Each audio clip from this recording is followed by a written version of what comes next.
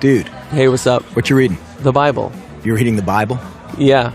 Dude, why are you reading the Bible? For class? No, I just... Okay, so you're just reading the Bible. You're just sitting here in a coffee shop in the 21st century using state-of-the-art technology to read ancient myths for no reason whatsoever. Well... Tell me something. Are you one of those super religious people who thinks Jesus actually rose from the dead?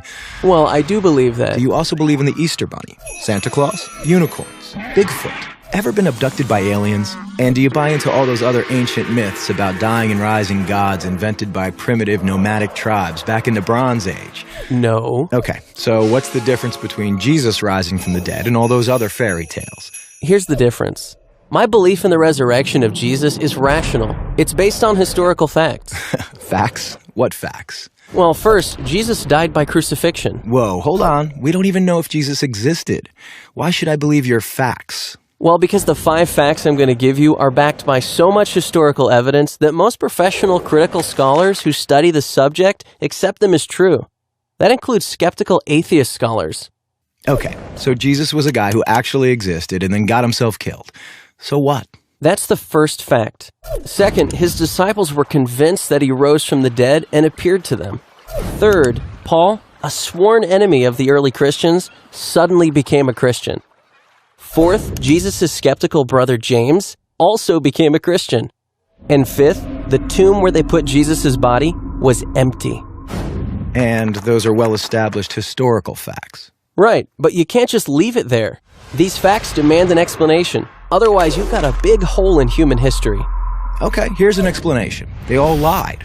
It was a conspiracy, the most monumental prank ever perpetrated. His followers stole his corpse from the tomb and then started telling everybody he was alive.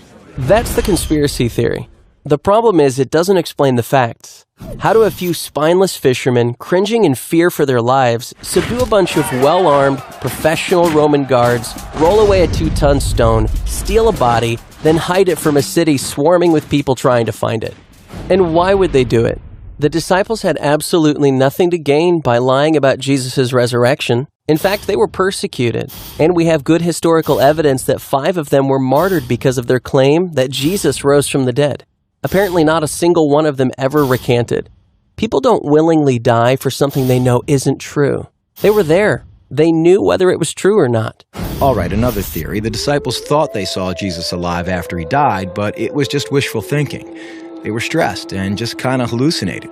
The hallucination theory also lacks explanatory power. 500 witnesses saw Jesus at the same time, and the disciples touched him. Psychologists have shown that hallucinations don't work like that, nor does this explain the empty tomb. Okay, look, maybe there's some other explanation, but the bottom line is dead people stay dead. Rising from the dead would be a supernatural event, a miracle, and science has proven that miracles don't happen. Oh, really? When did that happen? I don't know. I just kind of heard it somewhere. Science has not disproven miracles. In fact, that would be impossible. Why? Science deals exclusively with natural phenomena, physical matter and material processes, right?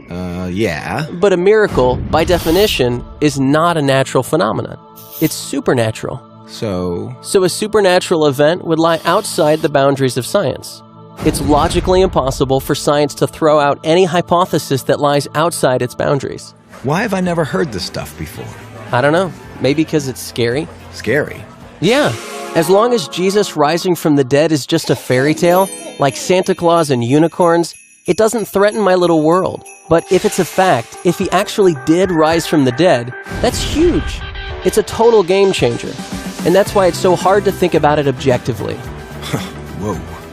Yeah. Mm-hmm. Big whoa.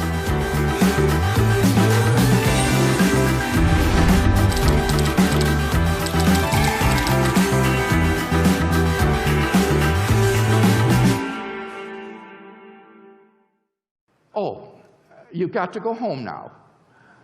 Okay, go ahead. Thanks for joining us.